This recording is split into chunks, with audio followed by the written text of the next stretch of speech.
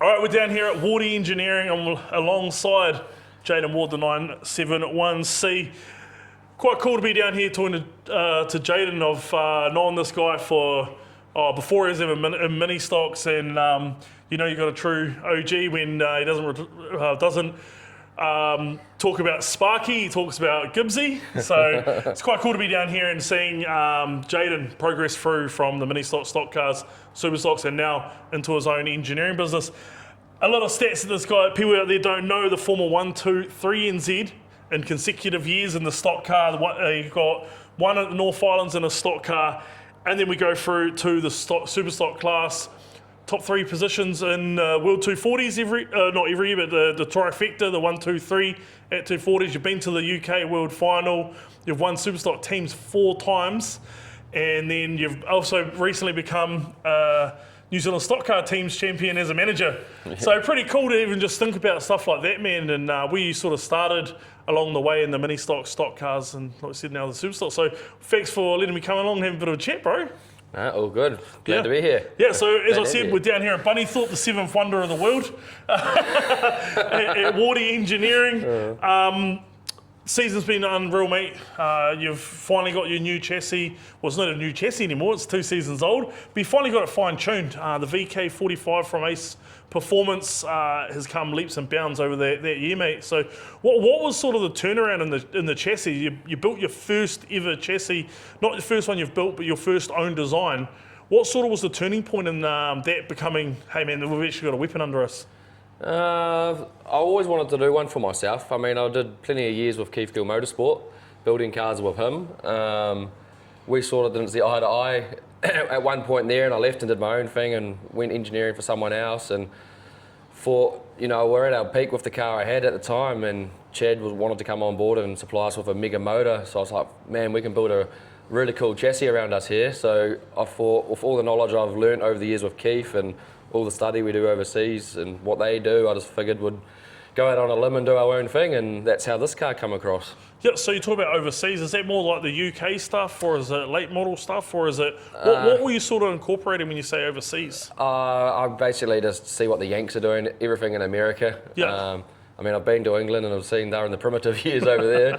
I don't think they've got anything we want to copy, but or take on, but the Yanks are racing 3 or 4 times a week. They know setups a whole lot better than us and what changes do what, and just taking everything we can from them.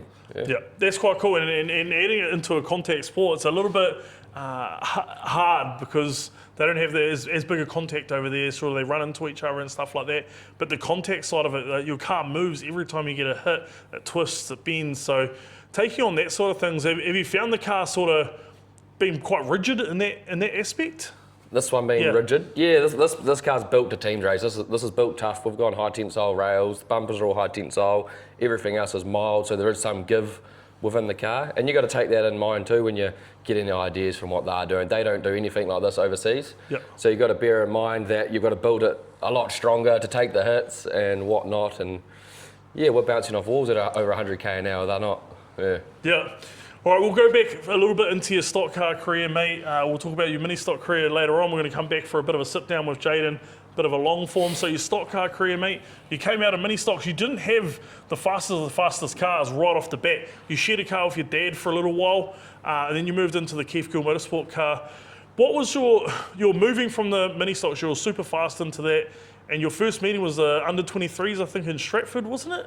No, my first meeting in a stock car was, remember they did the B-class races in Palmy? They started doing that for the beginners. Yeah. I did one of those, and there's a funny story behind that, we won't go into that. But we actually won that first race we went to. But first proper meeting was probably the under 23s, in Dad's old Kuriga copy. Yeah, and that was going real well. I think we got second in the very first heat, and blew the clutch going across the line, and that was us for the weekend. We were done. Yeah, but you're super fast in that car, and sort of jumping into a car that wasn't, it was always fast because your dad could pedal. He could basically get a flat chassis from Bruce Harding and we'd go out and win races because he was that good at pedaling. Jumping into a car like that was sort of underpowered, did it sort of teach you a lot more coming from the mini stocks that weren't sort of high horsepower into a stock car that wasn't quite as up there with the horsepower? then going into your other car. Did it teach you that sort of middle ground? Yeah, funny you say that, because Dad actually always said that from the very start when we even got into mini stocks. He got me the biggest piece of shit mini stock you could even start with. I think it was $2,000 at the time. It was from Wanganui. It had a leaf spring rear end. It was rusty as fuck. Yeah, I remember it. It was a shit heap. It had an old box square roll cage. Yeah. Anyway, so it was, he goes, you need to learn to drive a piece of shit. If you can learn to drive a shitter fast, you'll only go better in a good car. And the same applied, his stock car was no shitter, but it wasn't on the Keith Gill spec. Yep. And I mean, we got that thing going pretty fast. And I mean, man, when we jumped into the Keith Gill, it became easy. Yep. It sounds weird how you say it like that, but just the way you point the car and steer it, it just had traction. You could drive it with one finger. It was so easy to drive. And I mean, the results speak for themselves. When we got into that car, it was bloody good. And we weren't even supposed to get that car. Dad I was under the impression Dad was gonna get the Gill car, because it was sitting on Keith's years for about 4 years in the rain and in the grass. And on the front lawn. I was stoked. I was getting the Courier, and I was like, man, this is gonna be cool. I can start smashing some stuff. Yeah. And then he goes, I've had my time being 1NZ, and I'm about to retire. I'm gonna stick in the Courier, and you can have the Gill. Yeah. And from there we just took it all out. And that's where your sort of journey started with the whole Keith Gill Motorsport stuff. You really haven't been outside a Keith Gill Motorsport car other than the time you raced the Gorge for Malcolm in Christchurch. The Keith Gill cars, you could have easily gone down the Rees aspect like your dad did, but you went along the Keith Gill. Was it just more that the opportunity popped up for the Andrew Weld car to go race that? Or was it more the fact of, I want to align myself along the lines of these Keith Gill cars? Because at that time, they were everywhere and they were dominating everything. Oh, man, I was a speedway nerd as a kid. I grew up watching the best cars and stuff, and it was the era when Rod and Collingwood and Scott Joblin come out in those Gill Supers. Not only did they look bloody cool, but, man, they were fast, and they were making it look so super easy. Yeah. And I mean, Scott Joblin's probably my idol when it comes to Superstock driving talent, how smooth he was and everything like that. And man, when that Andrew Weld car came up, and we seen how fast that was when Peter Locke, Bundy, Adam Joblin drove it. Yeah, Kerry Humphreys raced it at New Zealand's and Auckland's. Yeah, anyone that drove that got results. Yep. I mean, and man, that opportunity I got was one you just really couldn't turn down. And forever grateful for Dad for actually putting me in that position. Yeah. It's got me to where I am today, really. So it was even that good that your dad was tempted to teams race it for the Wanganui Warriors at one stage, because he got that car from Ridland. He goes, I don't really know if I want to be racing this. I might just whack some Hoosiers on your stock car. It would be just as competitive. Yeah. So over the years, you've raced some of the top stock cars. You've aligned yourself with Keith Gill Motorsport over the years as well. You worked there.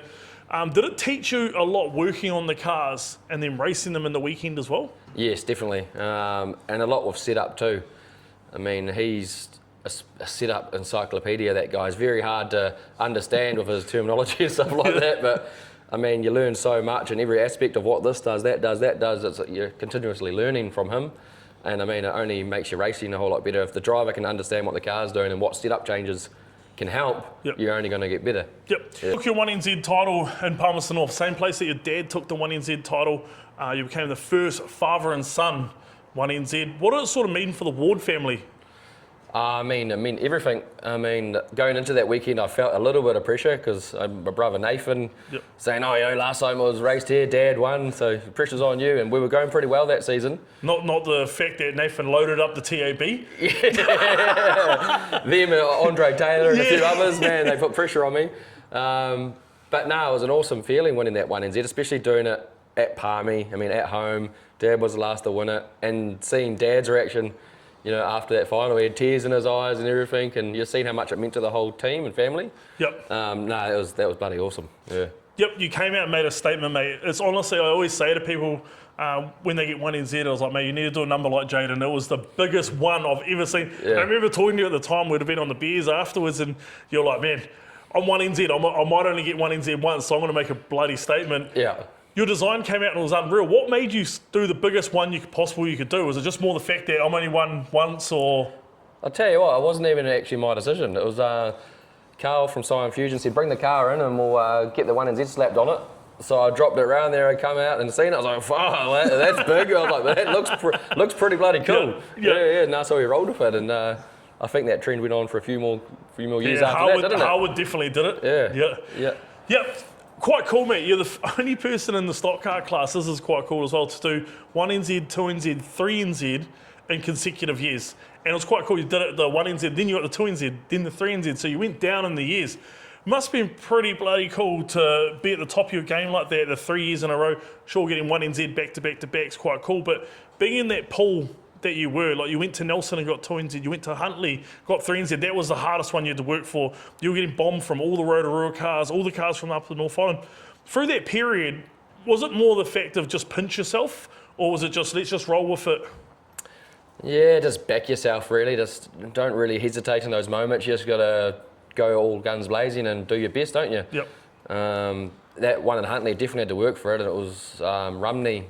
It was just lap after lap. I was like, these laps have got to, surely that white flag's going to come out soon. And it did, and we were still in, I think, second or third spot, and it was the last lap he managed to spin me around. Yeah. And it just held me up enough points for the others to get through and claim the 1NZ title. But what a hell of a run, though, and I'd rather go out that way, going into a New Zealand Champs final and getting it attacked and working for it than just spinning laps and not getting touched. I mean, you see a lot of that these days, and I don't think, 1NZ shouldn't really be qualifying if they're 1NZ, so to even qualify is a big enough feat. Well, back in the day, I remember the talk when crewed for Lockie, and it was like Bay Park, all the way up to that year, sort of no 1NZ had qualified the year after. Yeah. And it was just dominant. Like guys were going out on the qualifying, they were just bombing the 1NZ lap after lap, heat after heat. Yeah. So to be able to do it, and you it wasn't easy when you were 1NZ going to 2NZ and 2NZ going to 3NZ, because even the qualifying was hard for you. You still were getting bombed no matter what. Yeah, well, the year where we defended the 1NZ, we're in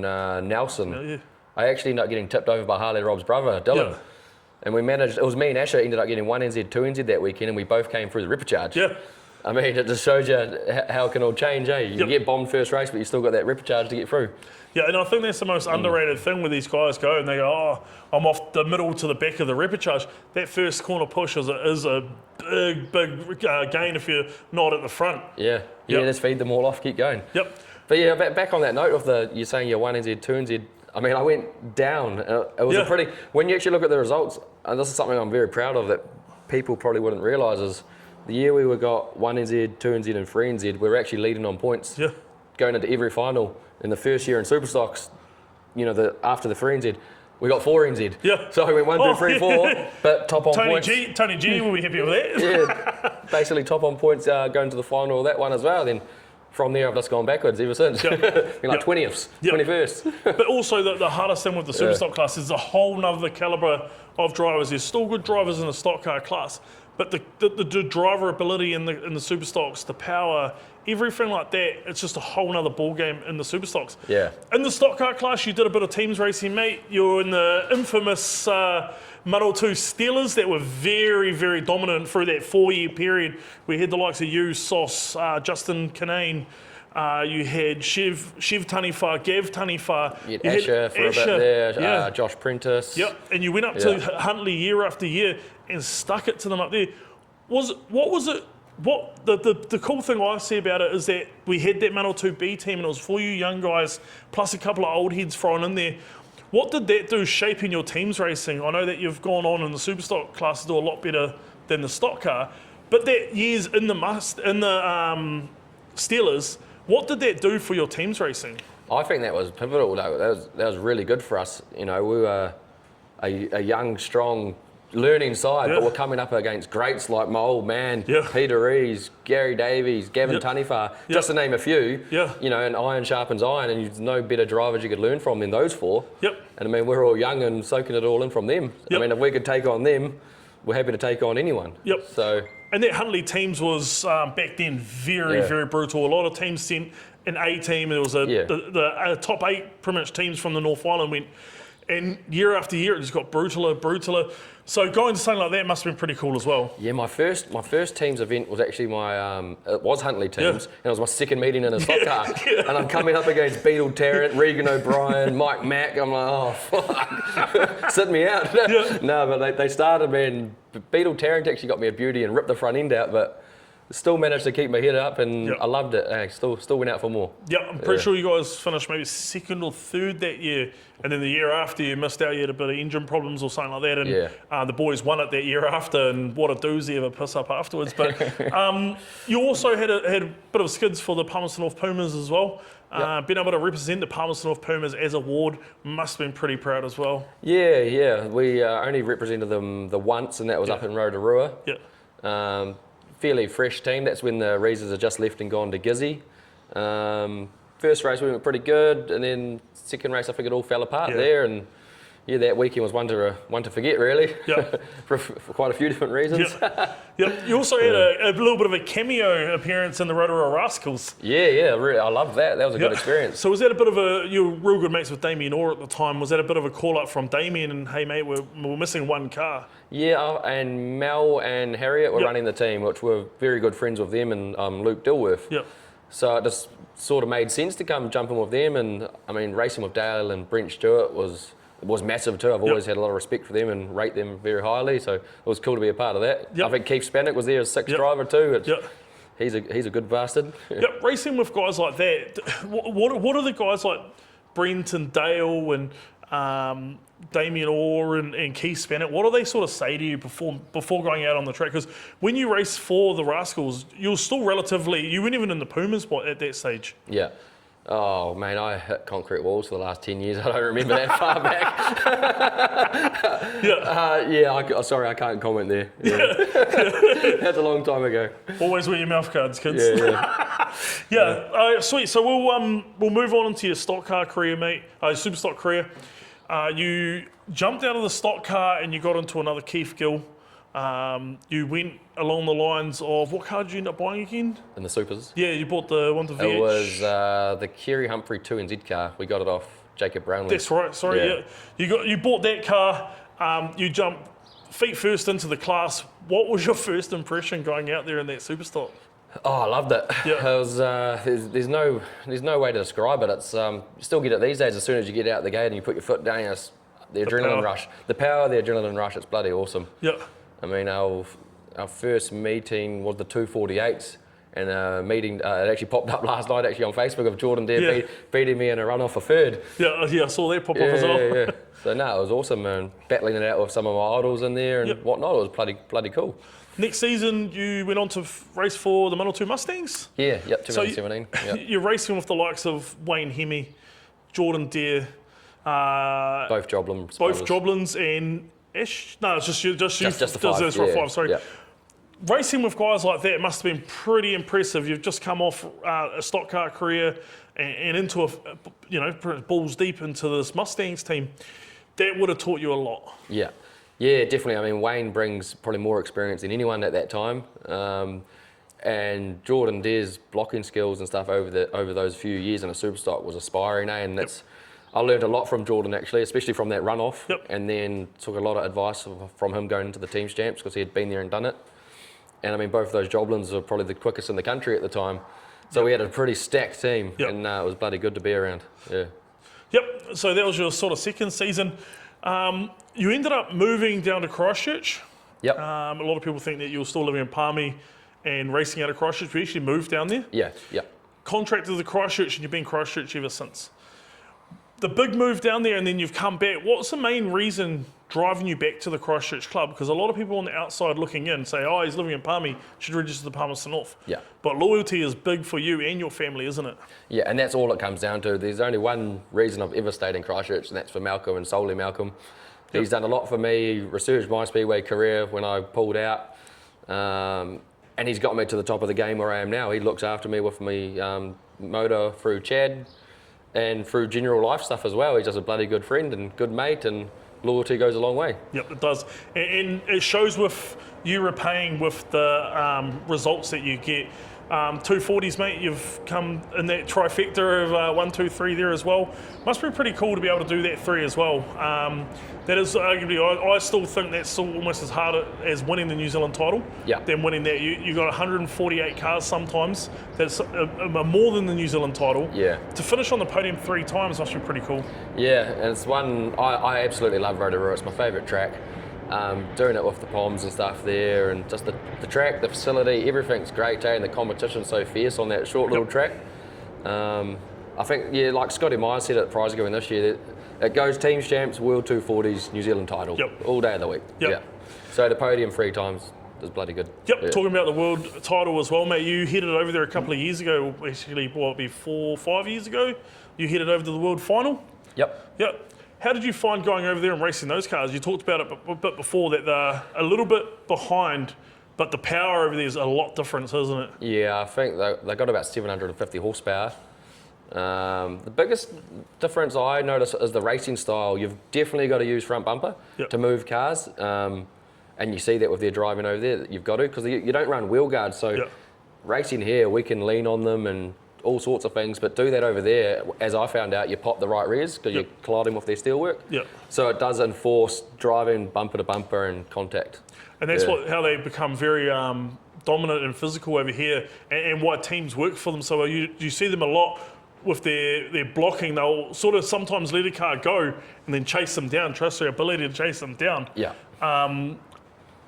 So with that, you would have made a ton of contacts, mate, and racing over there. So what was it like racing over there? I know the cars were different, but... I mean, they were they're much the same. The driving was much the same. You just got to get used to the power and putting it down. I gather that's why when they come here, they look so good. It's because they're used to having so much more power, and they can transition over here a lot easier. But it was a very good experience. I mean, racing along the top guys, Tom Harris, Brian Harris, and all of them, is a bit of an eye-opener. And we look forward to going back. I mean, we're definitely going to go back. And all their cars look a whole lot better these days, just like they do here. So no, up for the challenge and see what it's about. 4 times Teams champion. Does that get any easier when people say that to you, that, oh yeah, I'm 4 times? Or does it still, when some people say it to you, you sort of pinch yourself? I know that this is something that people don't really know, that when you were a kid, you used to fizz Teams Champs weekend, man. You were like a kid on crack. I remember you'd tear off on your push bike, you and your mates, just to go look at all the motels where cars were staying. You knew where they were staying, but you just wanted to have a look at the cars. So rolling into Teams and then actually winning it with the Eagles that first time must have been a dream come true. Yeah, well, you never expect to win Teams Champs, especially as a kid growing up. I never thought I was ever going to be driving them.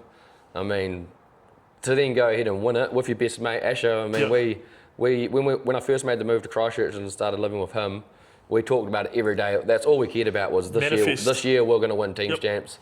And more so, we just wanted to rub it into Palmy, like, we're the outcasts, we're going to do it. Quick little thing in between that as well, because you manifested him getting 1NZ as well in Nelson. Yeah, we did. You guys were on the piss one day and you're sending photos to all of us boys, like with... And Nelson, Nelson next year. Nelson next year with your 1NZ wing side panel thing. So manifestation. If you're out there, manifest stuff. Manifest it and believe it will happen. So obviously going along with that with your best mate Asher at the time, and you guys have both moved down there. It must be. And winning it with Malcolm. Malcolm's a huge driving force with the Canterbury club. Well, he just lived and breathed that club, And he brought us in, really. He wanted to win Teams Champs. He'd done everything else that he wanted to achieve. And to do that for Malcolm and bring that title to him was also surreal, and seeing how much it meant to him. Honestly, that's probably my best Speedway moment, is winning that Teams Champs. Over winning the 1NZ, over anything. Winning Teams Champs for the first time was definitely right up there. Scott McKeown still remembers it too, because he reckons he tried to swing at you, but he got Asher instead. Full noise at the end of the straight. So with your Superstock career, mate, we've talked about a few things like that. Your favourite moment, winning teams. We'll roll into some questions. I've got some real cool questions. I've got some from my sponsors to start off with. A guy that helps me out a lot, JC Speedway, Jared Chick. He wants to ask you, with the Ward chassis now mixing it up with some of the best in the country, what's one design choice that you feel you've made the edge over established cars? Oh, I don't want to let all my secrets out. Just bringing the centre of gravity of this car down. We've got all the weight down low. Just trying to go for corner speed. We're all the same paced in a straight line, so all the gains we're trying to get are in the corners. And we'll move on to that. And now with Lewis also racing, your brother, do you feel that you can bounce ideas off him, or he can bounce ideas off you, And that gives you a little bit more of an edge as well, having a two-car team. You've always had sort of Malcolm in that as well, but having Lewis, that you said he was working for you at one stage, being able to sit down and chat to him about, hey, this is what we did on the weekend. We always know the Rees boys, that's exactly how they've got so good, because they bounce so much off each other. But having Lewis in the Superstock class now, is that sort of helping you a lot as well? Not at the moment. He's probably too fresh for Superstocks at the moment. I mean, he's straight out of mini stocks. He's only done maybe 5 or 6 meetings. Unfortunately, got injured at Wellington this year. So he doesn't quite understand the setup side of things yet. So I need to get him on studying it and learning more about it before he can come at me with questions. I mean, sorry, at the weekend he was asking me with an issue he had going into the corner. He told me it was tight, but it was also loose. I was like, well, you can't have both of it. You can't have both of them in the same situation. So we'll teach him, and like you say, we'll definitely learn from it. Yeah. And that's also going to be a little bit of a scary thing coming into the future, is that Lewis is so green and he's banging on the mid to front pack of the guys already. The motor in it isn't a high horsepower motor. Once he gets a bit of boogie under him, but a bit of understanding of what goes on the cars, he's definitely going to be a threat to reckon with. And he's the last one to come through from you guys, so he's breathed it the whole way through. I mean, that car of his is 20 years old. I mean, it's no slug by any means, but it's a good starting car. He drove this thing here at Wellington the season before, and he drove it bloody well. So, I mean, hopefully one day he can get some money behind him, and we'll build him a weapon like this. So. Sweet, mate. Sorry, I just got Karina from Rapid Raceway. Does he have any plans to get Mila into a speedway or any other form of speedway? And will we see a Ward mini stock chassis or Ward E mini stock chassis? No, I hope not. I've already given her little questions like, oh, are you going to race mini stocks one day? And she's, no, I don't want to break my back. So she's already clued up on what injuries happen. So, I mean, she's only young, so you never know. She might change her mind when she gets a bit older, but at this current point, she's not interested, and I'd rather her not do it. Because then it cuts into my funds. Of course, Callum, my brother-in-law from Procom Engineering and Mechanical. What's the dooziest hit you've had over the years? One I've received? Yeah. Man, I can't think of any really. Probably Keegan Orr getting me at the Bay of Plenty Champs. No, I think it was Bay of Plenty Champs in the stock car. That's probably the biggest hit. Didn't hurt that much, but probably the most spectacular. Camera looked cool. The what? The camera, the photo looked cool. And you're in a Superstock now, Keegan, so we're coming for you. Dylan from Farmline Services in Te Awamutu. What do you think the next development will be in the stock car and Superstock class? Over the years, it's gone sort of motor, it's gone shock packages, it's gone back to the Rees chassis with the rear weight more at the back of the car. What do you think the next development in the Superstock class and stock car class will be? Oh, and supers and stock cars. Yeah, it's just meaning the whole chassis designs and the development. Oh, I'm not quite sure, mate. Yeah, that's a tough question. There's just so lot going on. Like I said to you, like over the years, it's sort of changed, hasn't it? Like it was one time it was, you get the biggest CSL and Hartley motor and put out 500 horsepower and you'd be winning races, and then it went to shock packages and I mean, we're 20 years ago, we're still virtually the same as what we had 20 years ago. I mean, the chassis, the suspension development and everything's getting a whole lot better. I mean, that's probably the only thing that's really going to keep evolving is setup and technology going into the cars. Yep. Different style of motors and stuff coming in. Yep. We've got some questions from people. Logan Pilcher. What's the most important advice you'll give to a fellow competitor that's in a mini stock to look at step into the stock car and Superstock class? Have a good support crew, definitely. Have a good support crew. You need to have crew because time spent on the vehicles in the shed is pivotal to your success. And it's no fun when you're doing it all by yourself. You've got to have a good crew. No, 100%. Mark Grover, who's your biggest rival when you go into a New Zealand Champs or 240s? It doesn't mean that you don't like them, but if I'm beating this guy, I know I'm doing good. I mean, everyone's your rival.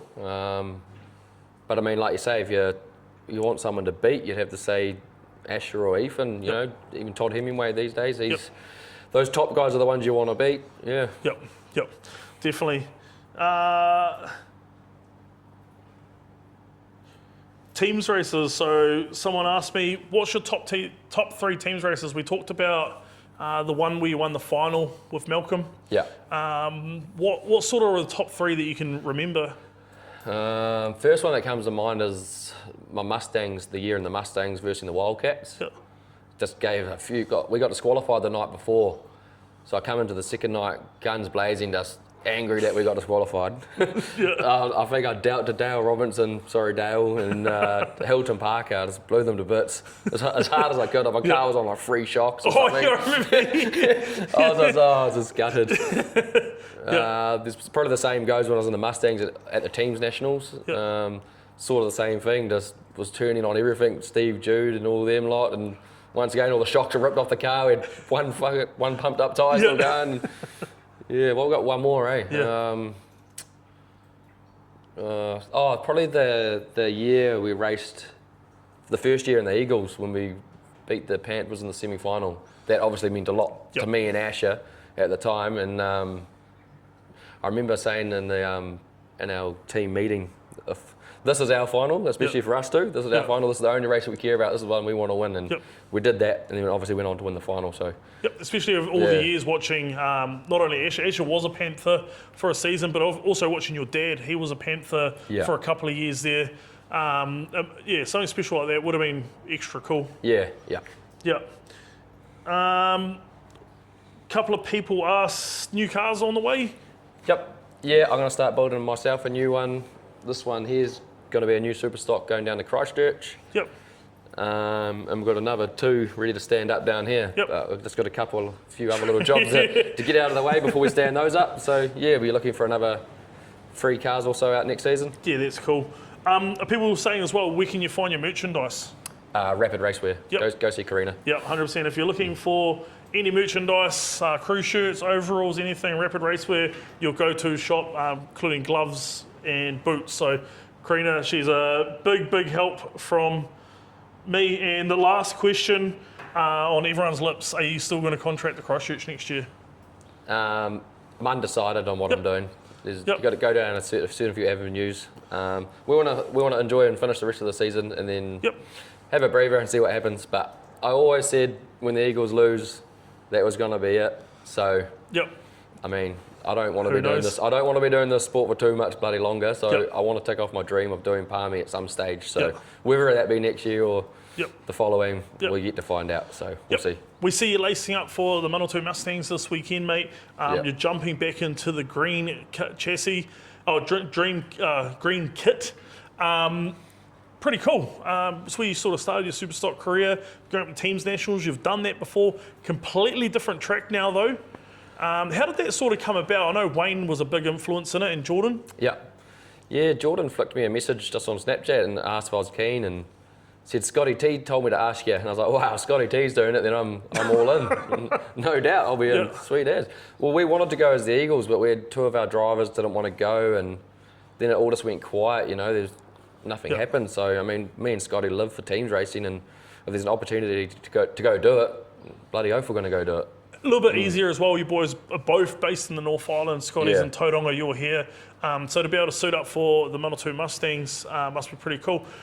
You excited for it? Yeah, very excited. I mean, we've got a good group of guys around us. Brendan Tighe, he's an awesome character. I've seen a bit of Justin Roberts at the Wanganui team, and he's been doing very well. We're very committed. And you got Matt Buckley there, so it should be a good team. And obviously we've raced with Tyler Walker before, and he's got plenty of experience, and he'll be dangerous in that tank. He was in the team the first year you guys won teams? Nah, he was in the one before that. We got second to the Rebels. Because Scotty T was in it the year after in that car, eh? Yep. So Tyler Walker coming on leaps and bounds as well. He's in the old tank, Porky Ellison's tank. Pretty cool, but slotting back into the Mustangs, what's one thing you've looked at from the Auckland track this year that you've noticed that's going to be, this is going to be a little bit of a head scratcher? It looks like it's going to be very fast, which should be interesting. And it looks like they've got some decent lighting there now. I remember the last time a team race here, it's so hard to see everyone coming, so I think she'll be a bit easier now. But it does look very wide and open now, so I mean, it's going to be a matter of once you're out there, you'll figure it out. So. But no, I'm looking forward to it. Should be good. This weekend you've got the Autumn Teams Nationals coming up. heading over to Hawke's Bay, you head over there quite a bit. Quite cool. Matty Wise has got the same sort of motor as you now. You're real Yep. good mates with him. Yep. Yeah, Autumn Nationals, you looking forward to that? Yeah, definitely. 32 Superstocks, so it's a full field. Get to race with Matty again, which is pretty exciting, especially now he's got one of these ace monsters under him. Yeah, it's just another meeting to get to before the long off season, and it's another chance to showcase what we've built here. Yep. And try and get more interest in them. So yeah. Sweet, bro. We might wrap that up here, mate, but lastly, you have to thank your sponsors, the people that get you the track week in, week out. Who are your sponsors you want to thank, mate? Matt from Hallenback Haulage, he's been a bloody huge help getting us all around the country. Malcolm, Suck It Up Limited, Award Builders, who else we got? AA Plumbing, Mark, City Smart Repairs, Ethan Rees, we've got Kerry and Karen Halligan from Gary Douglas Engineers. Yep. Yeah, there'll be a few more there, but it's off the top of my head. I'm sorry if I missed any. Yeah. Yeah, got a builder from Palmy North. Yeah, Award Builders, builder from Palmy. Yep, can't forget him. Yep. And lastly, mate, any thank yous that you want to give out from the years of racing? There's going to be a lot, but there's got to be some that stick out in your head from mini stocks right through to now. I'll just add the Holy Grail in there too, Yeah. Ricky from the pub. Donald Gregory is one I've got to thank. He's also another sponsor, but he helped me get into that first Superstock. He actually put some money into that and got me there and was a big supporter of my stock car. So big thanks to you, Don and Emma. We'll be driving your Super Saloon this year by the sounds of it too. It's been happening for years, isn't it? No, he's been on redial and Nice. he reckons he's getting it going for opening night in Wellington, so I'll hold you to that. Yeah. Obviously, Keith Gill, all the years of knowledge and help and support he's given me. Yep. Mum and Dad, all the crew I've had over the years, there's been heaps, and most of them always disappear after teams champs. Everyone that's been a part of the ride, really, it's been bloody good. Let it continue. Yeah, definitely. Yeah, so we're going to end that there. We're going to come back probably start of next season, do a bit more of a long form one of talk about his mini stock careers, stock car career a little bit more, super stock career a little bit more. But if you like this, like, subscribe and comment on my YouTube channel because this is all going to be on YouTube now. And yeah, thanks again for Jaden for letting me come down and have a shan with him. Yeah, all good, brother. Cheers, bro. Good luck for Cheers. the rest of the year. Cheers, mate. Thank Cheers, you. bro.